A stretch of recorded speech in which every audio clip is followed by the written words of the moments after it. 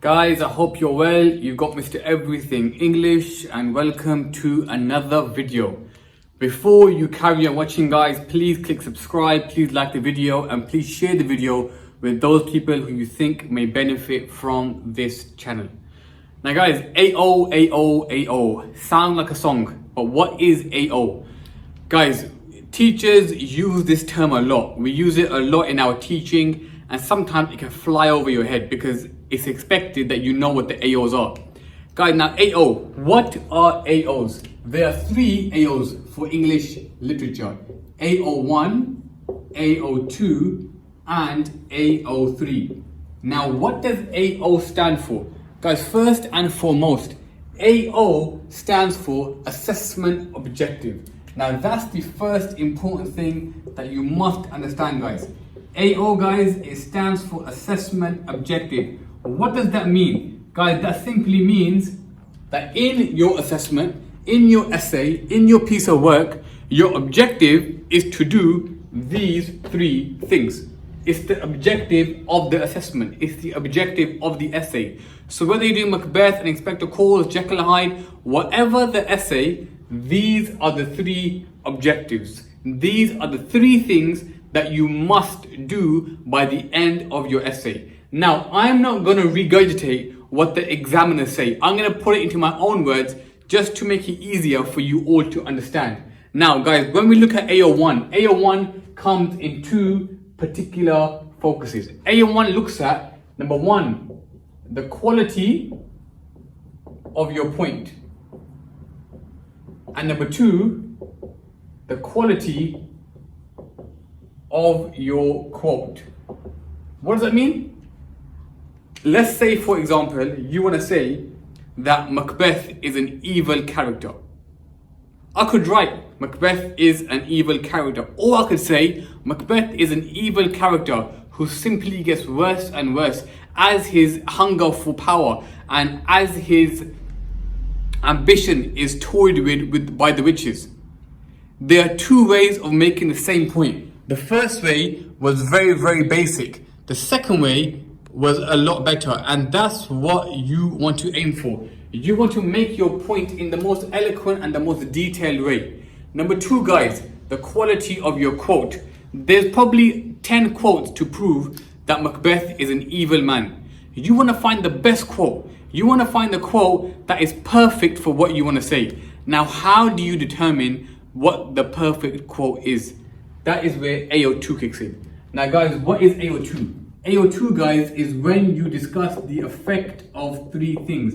You talk about the effect of language, the effect of structure, and the effect of form. Now, language, structure, form.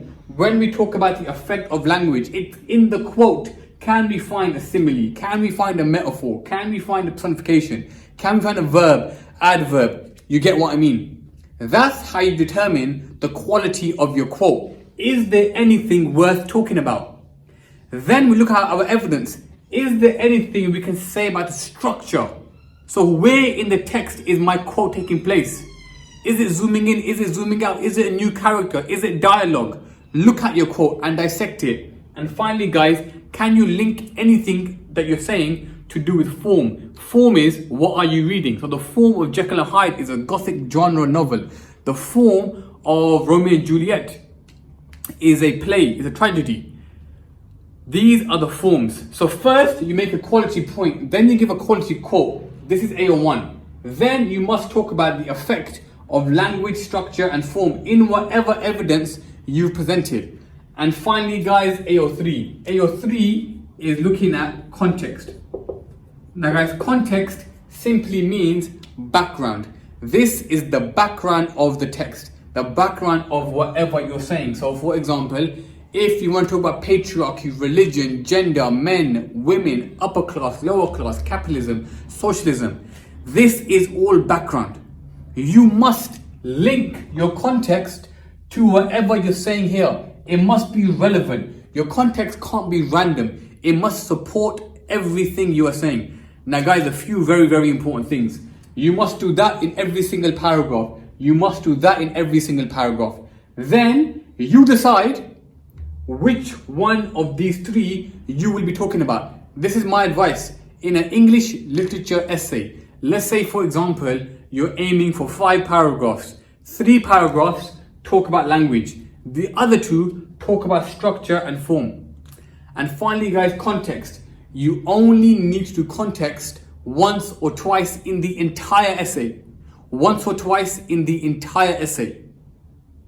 So don't go overboard. But when you do it, it must be done correctly and it must be done thoroughly. You must do it with detail and it must support what you are saying. So guys, this is AO1, this is AO2, and this is AO3. This is what you are marked upon in your exam. As always guys, I'm not going to talk for the sake of talking. I'm going to make a video on how to turn this into a paragraph at a later stage.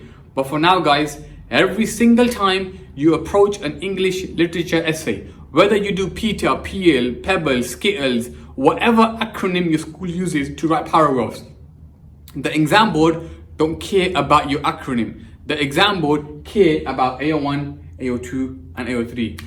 Guys, as always, thank you for watching. Thank you for taking the time out to watch this video. Do like it, do share it, do subscribe if you have not already. It's been Mr. Everything English. Peace.